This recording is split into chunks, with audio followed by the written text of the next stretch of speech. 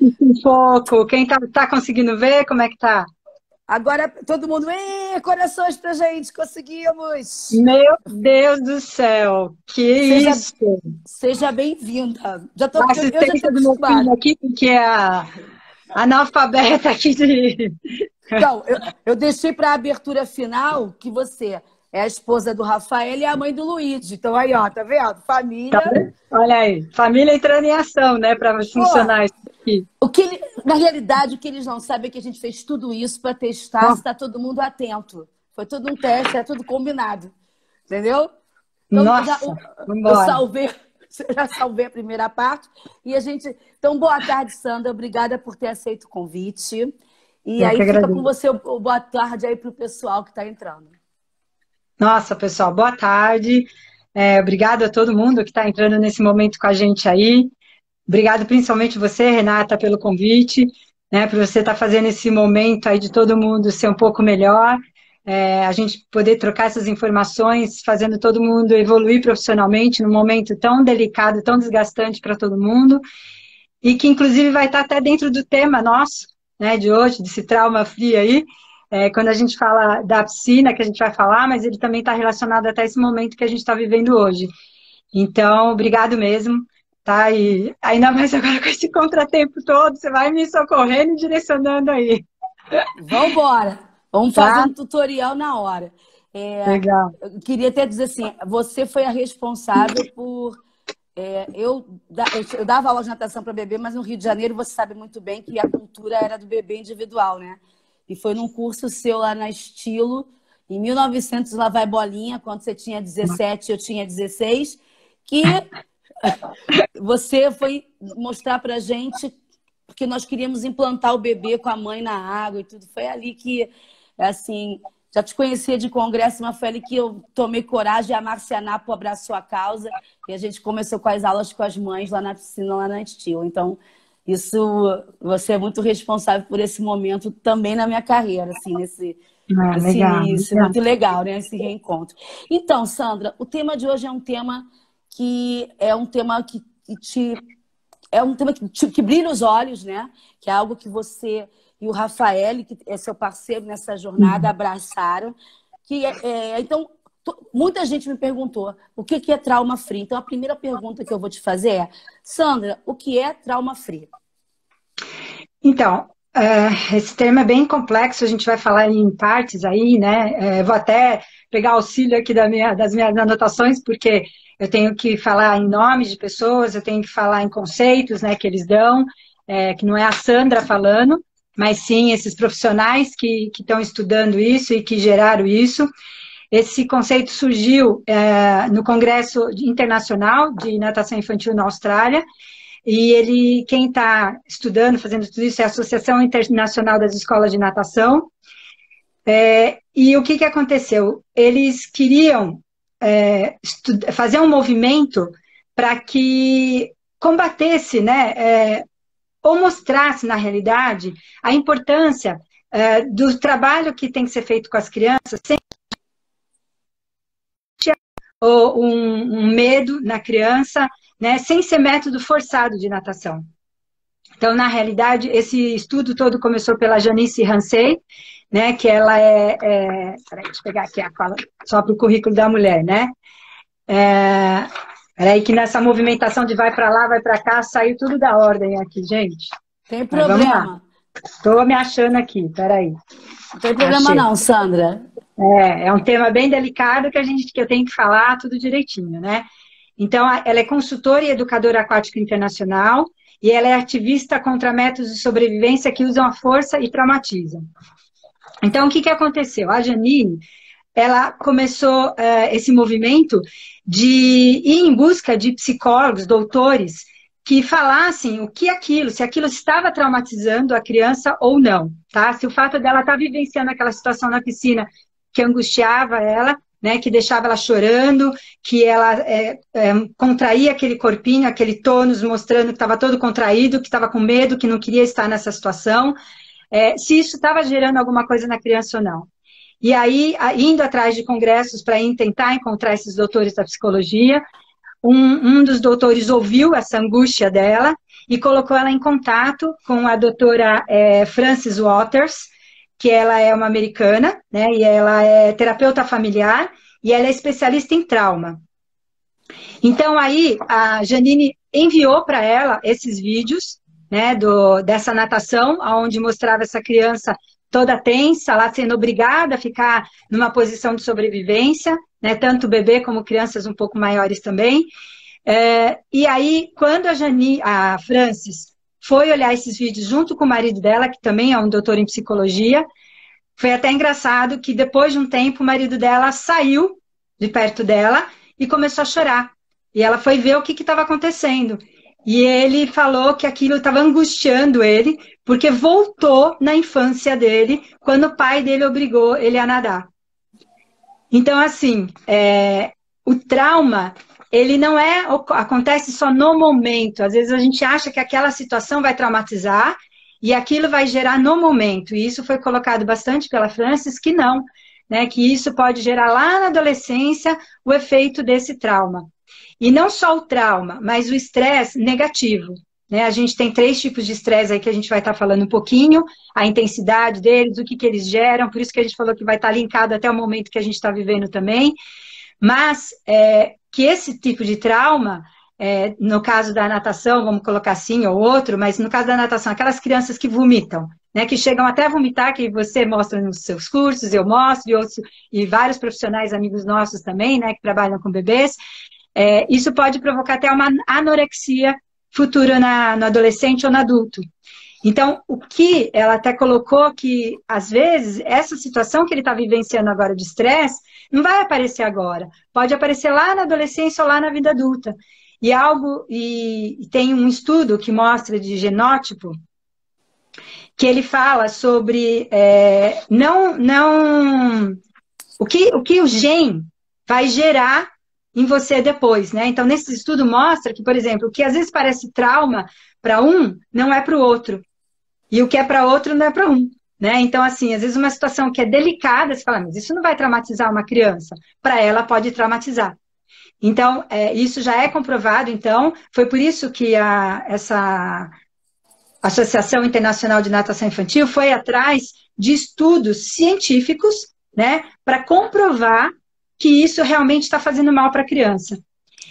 E aí, ela associou, foi bem interessante o que a Frances colocou lá no dia, na Austrália, no Mundial, ela associou aquelas crianças que viveram em orfanatos após guerra, né, ou em países que tiveram ditaduras e que as crianças ficaram sem os seus pais e tiveram que ir para orfanatos. Ela fez uma relação dos movimentos dessa criança que ficava no berço, né? O que ela tinha? Durante o dia, os cuidados dela era só de alimentação, de troca de banho, né? E depois elas eram colocadas no berço novamente. Não tinha todo um trabalho de acolhimento, de afetividade com essa criança, de estímulo, né, para ela, de oportunidades de vivências. Como ela ficava muito deitada no berço, então ela entrava em movimentos estereotipados, de tanta neurose que ela ia acabando entrando. Por quê? Exatamente por ficar numa situação que ela não tinha esse contato, né, o acolhimento. Ela não tinha o contato com o adulto, ela não tinha esse estímulo, a oportunidade. Então, esses movimentos estereotipados de braço que essa criança realizava no berço, o choro, ela depois associou, relacionou com esses movimentos na água. Então, foi aí que ela mostrou, tanto é que a palestra dela foi de 1 dia e meio, só fazendo essa relação, né, de como estava essa criança emocionalmente e como é a criança na água também. Então, com isso, eles estão mostrando, então esse movimento está mostrando a importância de você ter essa relação com a criança nas aulas de natação. E não é só, então, desses métodos forçados. Então, é esse que esse movimento Trauma Free está querendo fazer. Mostrar que, desde a hora que a criança chega na piscina, a importância do profissional está recebendo ela bem. Tá recebendo ela com carinho, tá entendendo, fazendo uma leitura daquele corpinho, do que ele está querendo te dizer, se essa criança está chegando assustada, se ela está chegando bem, se ela não quer entrar na água, né? Então, o que está acontecendo com aquela criança? Então, é isso que esse movimento Trauma Free está querendo. Então, mostrar que se a gente não trabalhar desta forma, a gente pode sim estar traumatizando essa criança. E Sandra, pode completar, Sandra. Inclusive, ela colocou que esses momentos, né, que você está tendo essa tensão, esse medo que essa criança está vivendo, esse estresse, quando ele é tóxico, ele é comparado ao trauma. Então, você está tendo uma inundação de cortisol no organismo da criança. E aí vai ter o que a gente vai falar daqui a pouco, né? O que isso está provocando no cérebro dessa criança, tá? Que era a pergunta que eu ia te fazer. E aproveitando, você vai bebendo uma água e tal. Quem for fazer pergunta, primeiro deixa a gente construir o pensamento, mesmo que a gente tenha que abrir a live de novo e a gente vai fazer as perguntas. Então, eu vou anotando as perguntas, tá, gente? Fiquem calmos, tá? E aí, porque fica aquela ansiedade de querer... e tem toda uma linha tem um roteiro aqui que a gente preparou, né? Então, você fez essa introdução, eu lembro que você e o Rafael apresentaram isso no CBNI, né? Fizeram uma apresentação, até mostraram um vídeo dessa criança com esse movimento. Eu lembro bem, estereotipado.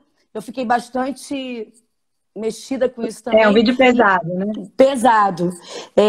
E aí, mas assim, como então, já que você deu toda essa introdução, como acontece esse trauma, então, no cérebro dessa criança? Já que ficou aqui comprovado com estudos que muitas vezes isso acontece, mas vai se manifestar mais lá na frente. Né? Então, como é que acontece esse processo, Sandra? Como é que acontece esse trauma? Então, eu vou colocar... Lógico que a gente não é uma psicóloga especializada em neurociência e tal, né? Mas eu vou colocar dentro desse nosso conhecer, saber aí. Assim, as situações que a gente passa, a gente vai ter 3 tipos de estresse, tá? O tolerável, vou colocar o que foi colocado, né, por eles chamam de positivo, tolerável e tóxico. O positivo são essas situações do dia a dia nosso, normal, né, no caso de uma criança. Quando ela vai para a escola, que ela enfrenta a prova, né, quando ela vai tomar uma vacina. É um estresse que ele é controlado, ele é bom, ele é positivo. Tá? A gente está vivenciando uma situação, está enfrentando ela bem, e ele não vai deixar marcas nenhuma. O tolerável é quando o período se torna maior, né? Então, por exemplo, quando uma criança tem uma doença séria, ou quando alguém da família, né, o pai, mãe, irmão, tem uma doença séria, e essa criança vai viver por um período maior essa situação. Então, esse sentimento de angústia, né, de ver o sofrimento, esta mãe ou esse pai dedicando o maior tempo àquele irmão, ou a esse pai ou essa mãe, ou a própria criança, né, no caso a gente vê principalmente as crianças com câncer em hospital, né, o tempo que ela permanece nessa situação. Então, esse já é um câncer que eles chamam de tolerável, se tiver o acolhimento da família, se tiver a questão do trabalho emocional, né, que a criança tenha essa emocional dela equilibrado. Então, ela tem esse acompanhamento em toda essa parte emocional dela. Ou seja, ela vai estar tendo todo esse estresse e vai ter no adulto dando apoio para ela nesse sentido. E aí eles chamam o terceiro tipo de estresse, que é o estresse tóxico, que é o estresse onde é o tempo longo e que essa criança não tem assistência desse adulto normalmente. Ou seja, por quê? Porque está passando por uma situação, pai e mãe se separando, né? A falta de carinho, a privação social e econômica, então por isso que eu falei que está relacionado a esse momento que a gente está vivenciando também agora. Então, muitas crianças estão passando por esse estresse tóxico. Inclusive, hoje tem psicólogos, neuropsicólogos, neurologistas, falando que após essa crise, nós vamos, infelizmente, ter outra crise no sistema de saúde, que é das doenças mentais. E principalmente do pessoal que está aí na linha de frente da medicina, né? Os médicos, os enfermeiros, o pessoal do atendimento, o pessoal da limpeza, dos hospitais, da recepção, geral, né? Mas até mais ainda, os médicos, os enfermeiros que ficam na linha direta lá com essas pessoas, está se falando até em ter um tipo de tratamento para eles depois. porque realmente eles vão ficar com graves sequelas. E se a gente analisa isso, vendo isso que a gente está falando, a gente começa a entender, né, que realmente tem todo sentido. O porquê disso? E aí, ou essa violência física que a gente também está tendo aumentando, infelizmente, nos lares, né, contra a mulher, as brigas, o excesso de atividade ou divórcio conturbado. Então, ou seja, ele é tóxico quando ele permanece por um tempo grande e você não tendo essa assistência, né? Então, essas pessoas não tendo assistência nesse período tão conturbado da vida dela, vai fazer com que ela esteja tendo uma carga muito grande desse cortisol no organismo dela. E aí isso também vai influenciar em todo o sistema nervoso periférico. Você quer falar, eu quer que eu continue com a linha de pensamento? Pode continuar. Vai seguir? Então Pode. vamos lá. Eu estou anotando aqui as perguntas do pessoal. Tá. A gente tem, então, dentro do sistema límbico, né? Que todo mundo fala que ele está muito ligado ao emocional. Nas pesquisas hoje mostram que o sistema límbico já está além, né, do emocional, tanto do prazer para o desprazer, mas também na capacidade da memória e de aprendizagem, tá? O sistema límbico, então, o que acontece? Quando você recebe um estímulo, o teu organismo vai estar tendo os estímulos químicos e elétricos. Ele vai para o hipotálamo, que faz parte do sistema límbico, vai estar fazendo essa leitura e vai estar mandando essa informação para o sistema nervoso, então, periférico. E o sistema nervoso periférico ele está dividido em somático e no sistema autônomo. O autônomo, ele tem o parasimpático e o simpático, que é o que nós falamos lá no congresso, né, que nós mostramos, tá? Então, quando você está numa situação de estresse tóxico, como a gente falou, ou já de trauma, vai começar a ter ações nesse sistema parasimpático e simpático. Então, são 3 fases que a gente vai passar, tá? Então, eu vou até pegar aqui para também, falei, para eu não errar em nada aí, né? Não mandar mensagem. Isso você já até está respondendo a pergunta da Flávia Mildred, que ela faz essa pergunta. E o sistema límbico nisso tudo? Então, você já está respondendo a pergunta dela, já entrando nisso. Pois é, porque aí vai entrar a amígdala, entra o sistema autônomo, né? Sistema nervoso autônomo, que o que vai acontecer? Nessa descarga de cortisol, quando você está vivenciando essa situação, a gente vai ter 3 fases, né? Só voltando um pouquinho lá, que eu acabei não falando, das consequências do estresse, né? Para a gente entender também tudo isso que a gente vai relacionar agora, tá? Então, as consequências, ela tem também a curto, a médio e a longo prazo, tá? Então, por isso que a gente falou, depende do tempo que você vai estar vivenciando e suporte que você vai ter, né? Nisso é que vai ter as consequências. Então, a curto prazo, o estresse tóxico, tá? Que é o último lá que a gente falou. Lembra? A gente falou no positivo, o tolerável e o tóxico. O tóxico, a curto prazo, ele provoca irritabilidade, que é o que muitos estão tendo agora, né? Em casa, de ficar preso em casa. Distúrbios do sono, muita gente não conseguindo dormir. Falta de equilíbrio emocional, tônico também, né? Tem gente começando a ter tonturas, distúrbios posturais, perda de imunidade e mudança brusca de comportamento. Então, ou seja, as explosões, né? Comportamentais. Então, isso é a curto prazo se eu estou vivenciando esse estresse tóxico aí. A médio prazo, piora no nível da inteligência. Então, olha só, no caso da criança, que a gente falou, olha que loucura, né? Então, todo o processo de alfabetização dela vai ser comprometido. Então, até na volta agora das aulas, vai ter que ter toda uma readaptação. E para as crianças que a gente está falando com deficiências, que você falou tão bem aí na live, com o André, com o... Desculpa, esqueci o nome dele. O Cadu, Patrick. Isso, todos esses profissionais que você entrevistou, né, que mostraram. Então, o que está descompensando essas crianças, tá? Então, vai ter que ter todo um resgate. Aquela criança que estava na fase de adaptação na academia, vai voltar. Ela praticamente perdeu tudo de novo, vai começar tudo de novo esse processo. Então, tanto o professor, como principalmente os pais, vão ter que ter muita paciência com isso. Porque o pai fala, nossa, mas ele já fazia isso e agora não faz. Exatamente, ele fazia, você falou muito bem. O que aconteceu? Então, aí o profissional vai ter que explicar para ele esse estresse, né, que aconteceu na vida da criança, de ter. Porque imagina ela entender que ela não pode sair de casa. Né? Imagina entender que ela não pode ir para a rua, que ela não pode ir para uma festa, comemorar a festinha de aniversário dela fora. Tanto é que tem pais resgatando tudo isso em casa, né? Criando ambientes, montando histórias para a criança, tudo para amenizar essa situação agora para ela. Passou até um pai que para ele amenizar as bombas estourando, eu não lembro agora, país que tem normalmente as guerras, né? Ele começou a fazer caretas e brincadeiras, acho que você até viu, muita gente viu esse vídeo, para amenizar aquilo na criança, né?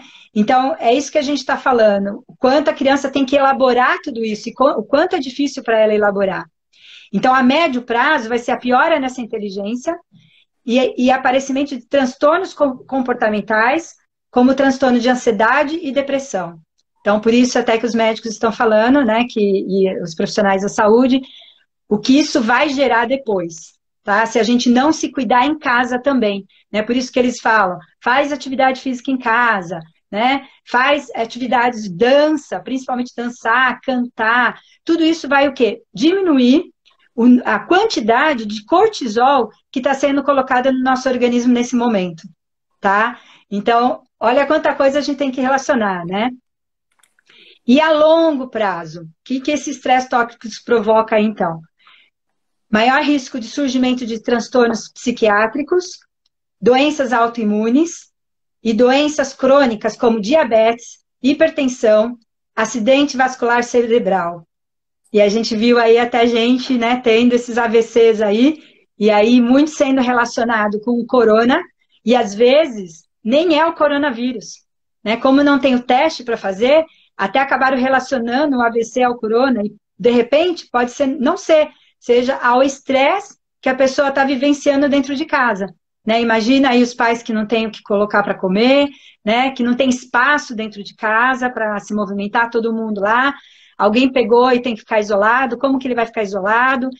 Não tem água para lidar. Então, imagina esse estresse que a pessoa está vivenciando. Então, para ela, aquilo já está sendo longo, está sendo prolongado.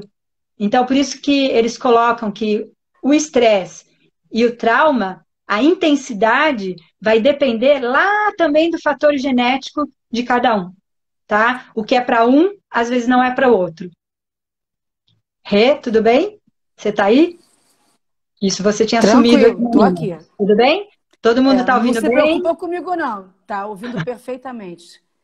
Tá, e todo mundo está ouvindo bem? Está acompanhando bem? Dá um joinha aí para a gente saber. Então, as perguntas estão bombando aqui. Ai, meu Deus.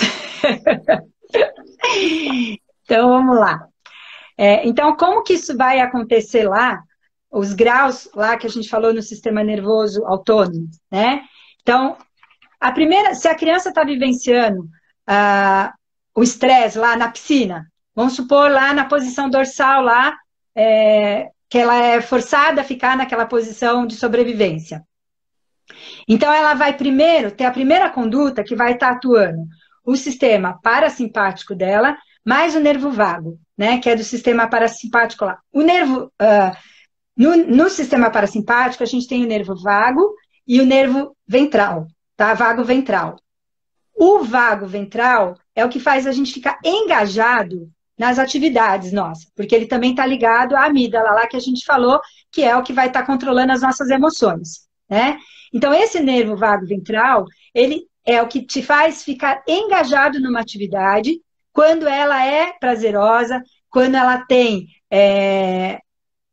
um valor para ela, quando ela tem, nossa, resumiu a palavra, significado, que a gente tanto fala, né? Quando ela tem o significado para ela. Quando ela tem isso numa atividade, não é só a criança, né? O adulto também, tá? Quando a gente tem, então, essa vontade de fazer, quando a gente está tendo prazer em fazer, quando a gente tem o querer para fazer, né? Quando está tendo o significado, então, nessa atividade para a gente vai estar engajado.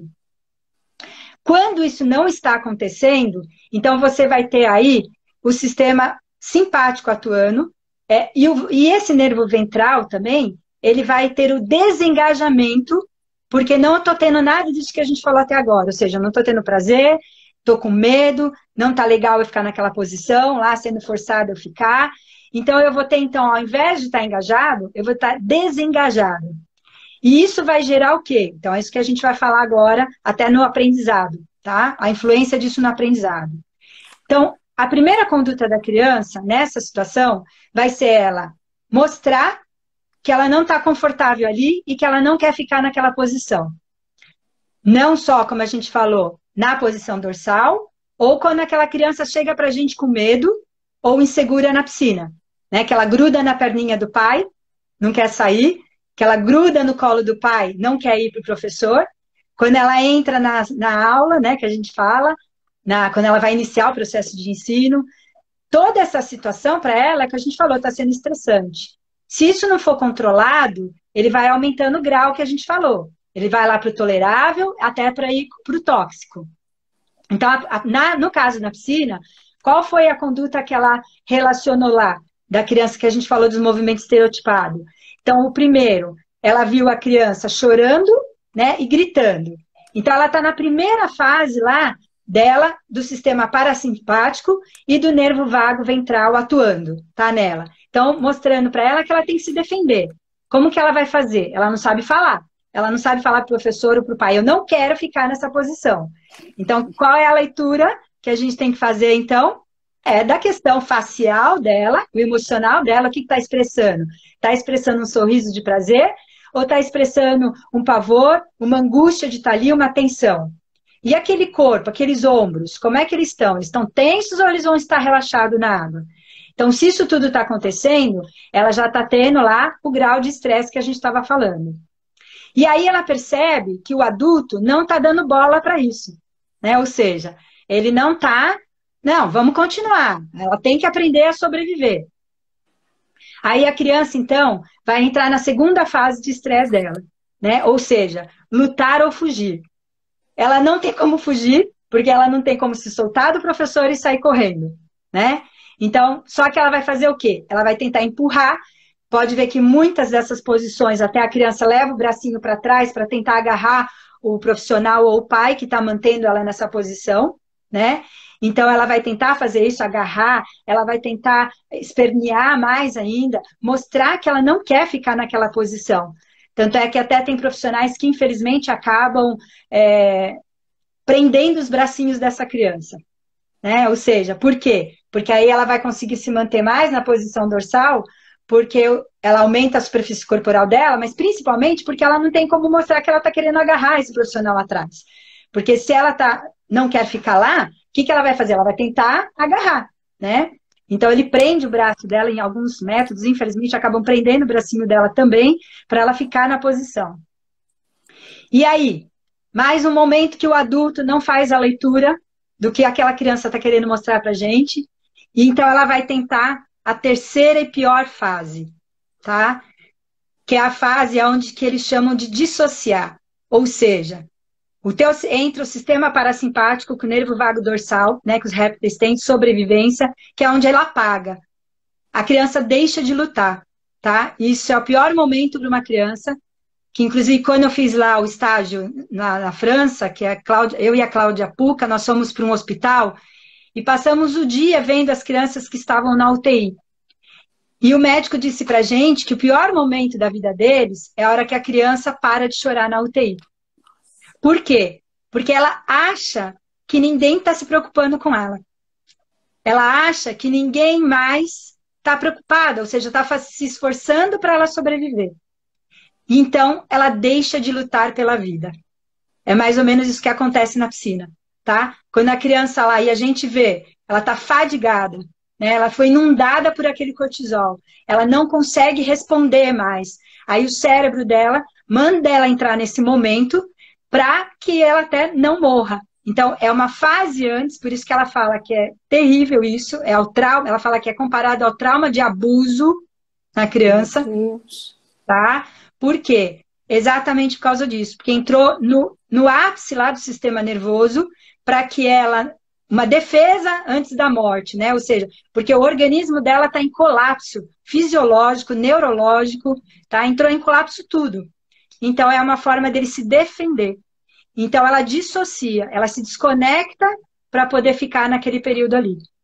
Então, olha a profundidade e a responsabilidade que nós temos, né, com essa criança na piscina, com esse adulto, porque eu mesmo e muitos profissionais desses, de todos nós que estamos aí conversando agora, né, porque está sendo uma conversa entre a gente, profissionais com mais idade, profissionais novos iniciando aí, profissionais com uma média já intermediária de experiência, é para a gente entender que num processo de aprendizagem, ele é muito sério. A gente, além, no nosso caso da piscina, além da gente se preocupar com o processo de aprendizagem, da metodologia que você vai utilizar em relação à técnica para ensinar os nados, né? A gente tem que se preocupar muito mais com isso.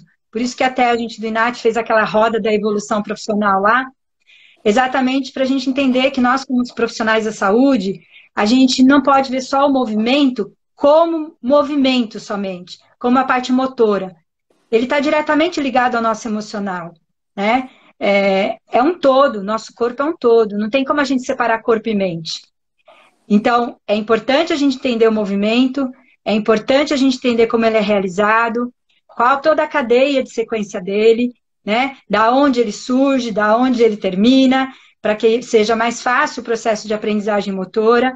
Mas é muito importante a gente entender também a questão emocional, porque senão eu fico preocupada só com essa parte motora, dele aprender a sobreviver, né, dele cair na água e sobreviver, mas não estou preocupada com o que está acontecendo com esse emocional dessa criança, com essa parte fisiológica dela, né, que está sendo inundada de desequilíbrios, né, por essas substâncias neurotransmissoras, essas substâncias hormonais, estão todas em desequilíbrio, e o que isso está gerando no organismo da criança. Você colocou algo assim que é muito importante, porque o professor precisa identificar isso, né? Então, tem muita gente que vê o fato da criança parar de chorar, por exemplo, ela se adaptou. E você está colocando aí algo muito mais profundo. Não, ela não se adaptou, ela desistiu de lutar. Exato. É muito mais profundo. E aí, até vem uma pergunta que várias pessoas fizeram e está no nosso roteiro aqui, né? Como se identifica esse choro do trauma dessa criança, do choro de outra comunicação que a criança está fazendo com o professor? Tá. Então aí quem vai falar também não é a Sandra, né? O Isamitiba, que mostra pra gente isso com a filha dele. Até o nome dela é Natércia Atiba. Tem um livro, para quem quiser se aprofundar um pouquinho nisso, é muito legal, que chama Quem Ama Educa. Tá? Muito bom. Fantástico, né? Então esse livro faz até exatamente a gente perder o medo de colocar os limites na criança.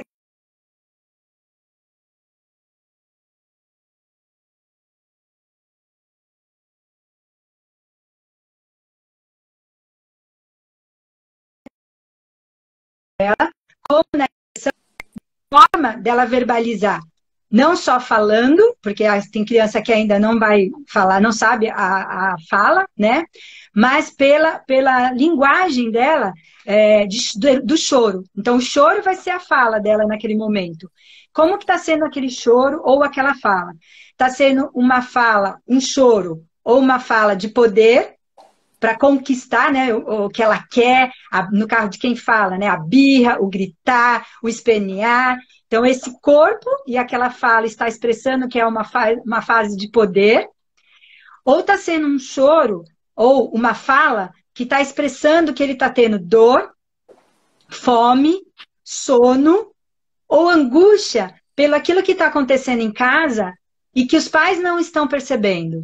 Então, por exemplo, pais que não estão se falando direito porque estão num processo de separação, mas estão convivendo dentro da mesma casa, até acontecer a separação. Pais que não respeitam um ao outro e começam a gritar dentro de casa, um com o outro, falam nomes, né, palavrões perto dessa criança, tá? Então, o que que é isso? Ele está desrespeitando o outro. E isso vai angustiando essa criança. E essa situação, ou também aqueles pais que ficam falando para a criança, você não entende nada, né? Você não consegue nada. Alguns, infelizmente, até chamam ela de burra, tá? Então, tudo isso tá ficando lá, que a gente falou, tá incutindo na criança. E aí chega uma hora que isso tudo explode nessa criança. Então, esse não vai ser o de poder, esse vai ser o que a gente falou, né? O de dor. E a dor, ela vem pela fome, pela dor de um problema de saúde, pela dor do sono, do cansaço. Muitos pais hoje saem com as crianças para festas e não respeitam o ritmo biológico dela. Né? Então, quer que ela fique lá na festa, porque fala que ela tem que se acostumar ao ritmo deles. E aí essa criança começa a chorar naquela festa e ele fala que ela é manhosa, né? Não é, ela está cansada, ela precisa de dormir. O sistema nervoso dela está ficando abalado. E ele não faz essa leitura porque ele é jovem e quer ficar naquela festa, quer ficar naquele shopping, né? E aí aquela criança está lá esperneando, está gritando. Então quem que passa a se parecer errado? A criança. Então esta criança, é isso que a gente tem que fazer. Por que sempre que a criança chora, interpretar aquele choro? Por que ela está chorando? E aí perguntar para ela, no nosso caso na piscina, perguntar para ela, por que você está chorando? O que está acontecendo? E tem criança que não vai falar nada. Né? A criança lá de 1 aninho e meio, 2, ela não vai saber verbalizar às vezes. A de 2, algumas já são papagaias, que a gente brinca, não para de falar. Mas outras não. Na piscina ela não fala nada. Mas em casa ela pode ser um papagaio. Então é tudo isso que a gente vai ter que analisar. Qual é o significado daquele choro? Então, está sendo dor, fome, sono, né? Ou está sendo para poder? O poder é muito claro da gente ver, né? E é só a gente mostrar para o pai. Mas, infelizmente, hoje também muitos pais não querem enxergar esse choro. E é uma coisa que nós, como profissionais de educação, né, que nós somos da educação física, ou seja, educar esse corpo e essa mente, né, vamos ter que trabalhar muito, mas muito nesses pais. Aliás, o que vai nos diferenciar é isso, é esse tratamento com os pais, é esse trabalho, né, de orientação aos pais. E que o pai, se ele não ouvir a gente quando é pequenininho, infelizmente ele vai ouvir mais tarde, quando a escola chama ele para levar o filho dele para o psicólogo. Né? Você, eu e vários profissionais que estão aí na live já passaram por isso. Né? Quantas vezes eu chegava e falava para o pai, mamãe, olha, vamos prestar atenção, vamos ser um pouquinho mais firme com ele agora. Firme no sentido, não é chacoalhar a criança, não é gritar com a criança, mas faz ela fica com ela, né? Acolhe ela agora, mas vamos fazer ela ficar, vamos fazer ela entender o que está acontecendo, ela respeitar o coleguinha, né? E aí esse pai falava, não, eu não consigo, né? Faz você. E aí, quando essa criança vai piorando, porque ela passa a chutar o amiguinho, ela passa a gritar com os amigos, ela começa a ser a discriminada, né, entre as outras crianças, aí a escola vai acabar o quê? Chamando esse pai falando que precisa de um psicólogo, né, de um acompanhamento psicológico, para ver o que está acontecendo. E aí você vai lá resgatar o que está acontecendo, normalmente é porque essa criança não teve limite em casa. Então, quando ela fica esperneando, gritando, é que ela estava, pelo amor de Deus, pedindo esse limite para esses pais. Então... E Sandra, o que é importante, então, um profissional de natação infantil e de bebês, né, conhecer para poder identificar na criança essas situações, saber diferenciar. Você já falou um monte de coisa aí, mas assim, se você pudesse dar assim, uma dica, os passos, quais seriam esses para o profissional identificar? Para não confundir, né, dentro dessa colocação sua aí brilhante que você está fazendo aí para a gente. Eu entro na piscina, recebo uma criança que está chorando, como eu identifico? Quais são os sinais? Então, primeira coisa, se ela já entrou chorando, né, a gente já está vendo que algo não está normal. E o que que é esse algo não normal? Essa criança, ela pode ser uma criança mais sensível, porque dentro das personalidades lá, a gente sabe também que existe aquela criança que é zen, que não está nada nem aí com nada, aquela criança que já é mais insegura, né? Que tudo para ela é difícil de lidar, tudo que é novo para ela é difícil de lidar, e aquela criança que é feliz, que vai na boa em tudo, né, que está pulando em tudo, que não está nem aí com nada. Então, se a criança entrou numa situação já de tensão, a gente sabe que algo tem diferente ali. Ou ela é essa criança mais sensível que a gente está falando, ou ela está insegura por estar vindo para a piscina, né? Ou ela está sendo contrariada, ela não quer vir para a piscina porque alguma situação aconteceu. Pode ser no banho, o pai pode ter levado ela na piscina e acontecido alguma coisa, né? Como nós já tivemos crianças traumatizadas no banho, né? Teve uma criança lá que eu demorei quase 2 meses para fazer ela chegar na borda da piscina, porque ela teve uma situação no banho que ela não gostou e aí ela não chegava na borda da piscina de jeito nenhum. Foram 2 meses para fazer ela chegar na borda da piscina com banheira, trazendo essa banheira lá da recepção até a borda da piscina. Teve uma outra criança que ela tinha, ela tinha síndrome de Down, não tem, né? Até hoje ele é meu aluno, e ele não dissociava o tronco dos membros inferiores, tá? E aí ele não conseguia abaixar na piscina. Então a gente teve que fazer eu estava fazendo todo um trabalho com ele para ele ter essa percepção corporal, né? Então ele não queria colocar o rosto na água, ele não conseguia abaixar também para colocar o rosto na água. Então entrava 2 fatores isso aí. Ele até gostava da água no rosto muito bem, mas ele não aceitava baixar na água. E aí a gente estava conseguindo um trabalho ótimo com ele, até ele já estava começando a deitar no tapete, tá? De dissociação, tal, tudo. E ele foi para a piscina com a tia. E a tia achou, né, que podia afundar a cabeça dele na piscina.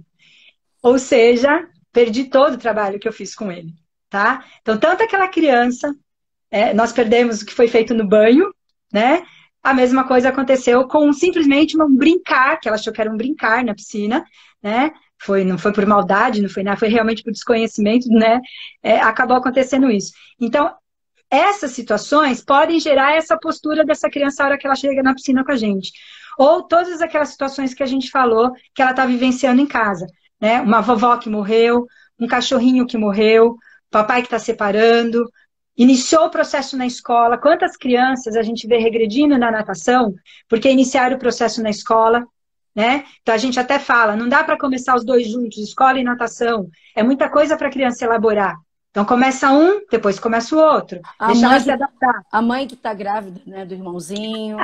Exatamente, Rê, né? Isso daí então muda totalmente. A criança gruda no pescoço da mãe, né? E não larga. E aí a mãe, mas como? Ela já mergulhava, ela já nadava. Aí a gente explicar, não é uma regressão motora, é uma regressão emocional nesse momento. Muito bem lembrado isso daí, Renata. Tá super bem colocado.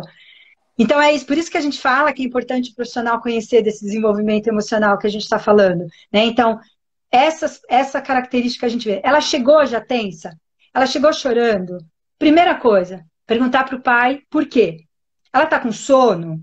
Ela está com fome? Ela chegou no final da tarde, que é a escola, que ela veio da escola, tá? Muitas crianças já estão cansadas, estressadas, né? Muita informação.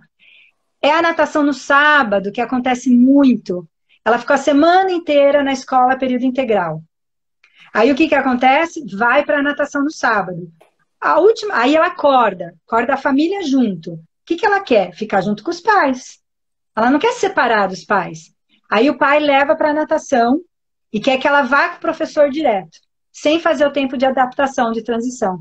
Então, o que que acontece? O problema não é a piscina, o problema não é o professor, o problema é o pai que não está respeitando esse momento dela.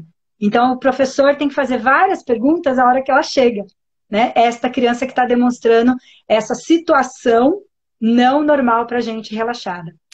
Essas perguntas aqui tiveram umas 4 perguntas dentro desse tema. O que o professor precisa pontuar para os pais sobre esse assunto? O que seriam coisas importantes do professor pontuar. Você falou, perguntar como foi a noite, perguntar. Mais alguma coisa que pode ser feita, Sandra? Olha, eu acho que o principal é esse que a gente apontou até agora, tá? Nessas questões de realmente de sono, alimentação, de como está em casa, ou se ela está também tendo algum momento de doença, né? Às vezes a criança está passando por um momento que ela entra com medicação, né? Uma criança que na escola está tendo problema de alfabetização, então às vezes entra com medicações que a gente sabe, infelizmente, hoje não só. Infelizmente, muitas crianças estão tomando medicações, né, estão sendo chamadas de hiperativas, né? Você mais do que ninguém sabe falar melhor até do que eu sobre isso. Então, estão entrando com medicações nela que altera todo o sistema nervoso dela. Então, tem criança que chega para a gente dopada, né? Ou tem criança que está descompensada, porque aquela medicação, até achar o equilíbrio dela, vai descompensar totalmente a criança dentro da parte do sistema nervoso. Então, até achar o ponto da medicação, essa criança, ao invés dela estar equilibrada, ela vai estar descompensada. E então, esse é um fator importante também que a gente tem que, hoje em dia, analisar. E como hoje, toda essa sociedade que está sem estar com a preocupação do ser e sim no ter, que não tem mais tempo para essa... Os pais falam que não tem mais tempo, né, para essa criança. E o Samitivi até fala muito bem no livro dele, que a partir do momento que você foi pai, você tem que entender que você vai ter que educar seu filho. E educar é dar atenção, não é só colocar limite, né? Tem criança que é o que a gente falou, que não está tendo limite, porque ela está pedindo desesperadamente o afeto, né? Ela está pedindo desesperadamente até o limite. Então, a criança está toda descompensada na escola, e aí ela vai para a natação, pior ainda, né? Porque já é o final do dia dela. Então, olha quantas variáveis que a gente vai ter que lidar a partir de agora. Pessoal, né? Para você repetir o nome do livro do Samitiba. Quem ama, educa. Depois, no final, a gente bota uma foto, como eu faço com todo mundo que indica livro, e boto lá nos stories para o pessoal procurar. Então, esse livro, alguns livros que você está indicando, eu estou anotando aqui. Fizeram uma pergunta que eu acho que cabe, mesmo que a gente abre para o final, mas essa pergunta acho que cabe agora. Deixa eu achar aqui quem foi que perguntou, que foram tantas as perguntas, mas assim, não vou conseguir lembrar quem perguntou, mas assim, a pergunta é a seguinte: Sandra, um pai ou uma mãe que sofreu esse trauma numa aula de natação, lá atrás, que ele não lembrava, ele, quando entra com o filho dele bebê na piscina, ele pode passar isso pode vir nessa lembrança desse pai ou dessa mãe, e isso interferir na aula de bebê ou na aula de natação dos filhos. O trauma acaba não sendo da criança, mas pode ser um trauma indireto, porque vem de registros de pais. Porque eu tive um caso desse também. Mas aí, eu também. Então, a gente não pode afirmar que todos vão acontecer isso, mas é como a Frances Otter colocou lá, pode acontecer de desencadear. Então, você já colocou como você teve, eu também tive uma mãe que aconteceu isso na piscina, e simplesmente ela congelou na hora lá com a criança, tá? E aí eu fui buscar, então, tudo que tinha acontecido, aí a gente entendeu, fizemos um trabalho com a mãe, e aí depois de 3 aulas ela conseguiu voltar com a criança, com a bebê na piscina, tá? Então, pode acontecer, sim. No meu caso, o menino tinha muito medo, ela tinha muita vontade, só que na gestação dela, ela estava em Maceió, ela não sabe nadar, a jangada virou, ela estava no 7º mês, ela sofreu um afogamento, ficou muitas horas, e ela falou assim: eu nunca contei para o meu filho. Eu falei: mas não precisa, o seu corpo, tudo que você passou, ele passou também. E aí ela foi fazer aula, não de natação, de hidroginástica, para ajudar essa ambientação, para melhorar a relação dele na água. E a gente foi caminhando, porque nem a natação para ela ainda era muito difícil, mas já melhorou a relação, porque foi uma coisa bem... Quando ela foi puxando, ela disse: não, ele nunca teve nada. Aí quando ela foi puxando, será que comigo? Aí ela começou a lembrar, ela teve uma crise de choro. Quando ela lembrou, ela teve uma crise de choro e ela ficava desconfortável na água também. Essa pergunta... E aí fizeram outras perguntas aqui. Só voltando um pouquinho nessa, Rê, ele está até associado com o hipocampo, tá? Lembra que a gente falou do sistema nervoso, do sistema límbico? O hipocampo, ele faz parte do sistema límbico, né? E ele é responsável pelas memórias passadas e de interpretar isso. Então, nesta hora, foi resgatado, o que a gente falou, veio lá essa lembrança, tá? Então, a atuação aí do sistema límbico, né, da amígdala e do hipocampo é que vai fazer esse resgate aí dessa situação, dessa Aí lembrança do passado. vieram 4 perguntas, tá? Foi o André Trindade, foi a Júlia, a Kiki, assim, mais falaram assim, Sandra, você acha que nessa situação pós-Covid, as crianças que retornarem, tá? A gente precisa dar mais atenção para o conteúdo, para o planejamento, ou flexibilizar mais a aula e pensar no acolhimento dessas crianças? Qual seria uma dica? Com certeza, flexibilização, por quê? A gente vai ter aquela criança que teve uma situação tranquila em casa, entre aspas, né? Foi aquele pai que a gente viu que tem pais aí fazendo de tudo para manter esse ambiente tranquilo em casa, tá? Então, aquela criança vai ter a tranquilidade dela, ela pode voltar bem, aliás, até melhor, porque ela volta com saudade do tio e da tia, do professor e da professora, né? Volta com saudade da natação, e tudo aquilo que ficou, se o aprendizado dela foi pelo prazer, né, pelo gostar, pelo querer fazer, aquilo está na memória dela, ficou gravado. Então, aí ela resgata aquilo. Então, ela puxa lá da memória de longo prazo, ela consegue resgatar, e aí vai ser, ela pode até melhorar. Nossa, ela está fazendo outra coisa que ela não fazia, tá? Porque a saudade é tão grande, o prazer é tão grande dela estar ali, que ela vai poder fazer isso. Agora, vai ter criança que não, né? Que em casa pode ter sido estressante, ou mesmo que em casa tenha sido equilibrado, para ela, esse tempo que ela ficou longe, né, pode significar uma perda daquilo que ela aprendeu. Por quê? Aprendeu não, uma perda daquelas informações que ela estava vivenciando, porque não teve tempo daquilo criar um circuito neural maior para realmente ter um aprendizado.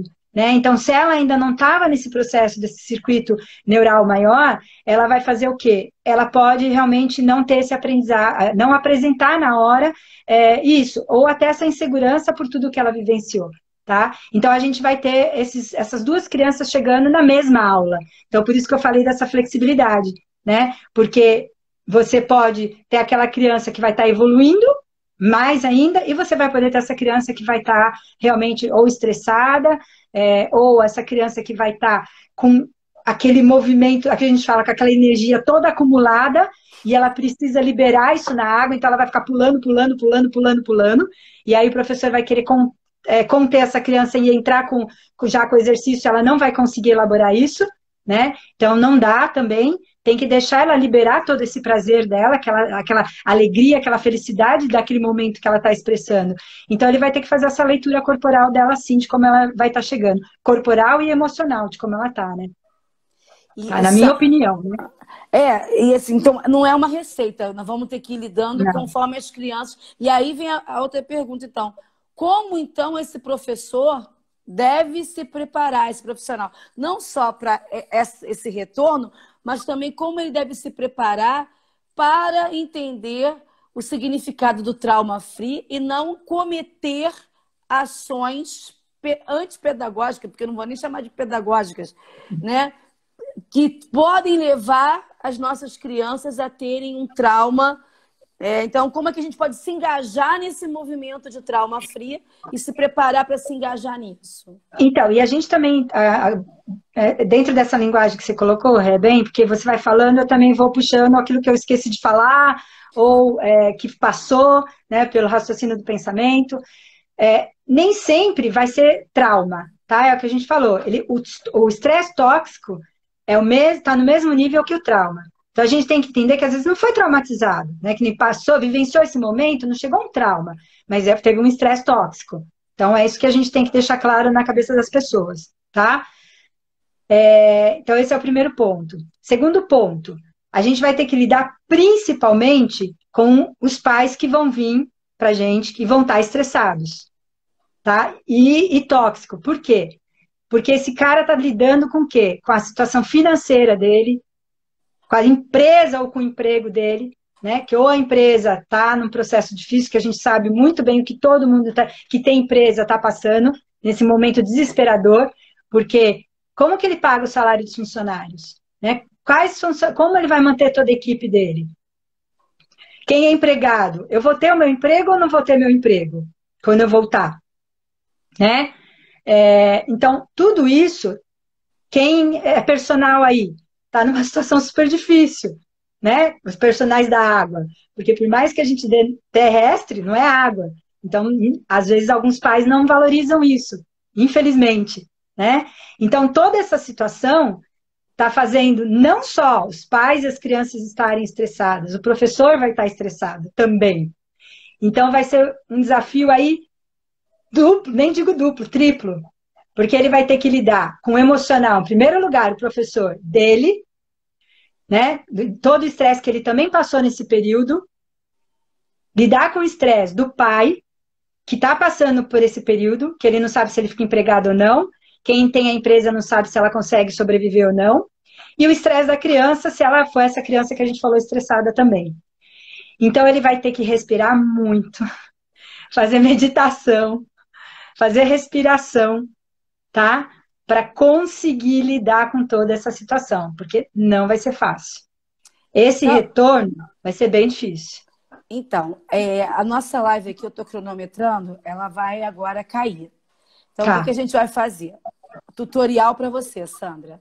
Você Jesus. vai encerrar a live, print, salva no Stories, e aí vamos reiniciar, tá? Para poder ficar salvo para todo mundo fazer as perguntas e a gente continuar aqui, que tem um monte de perguntas e as considerações finais.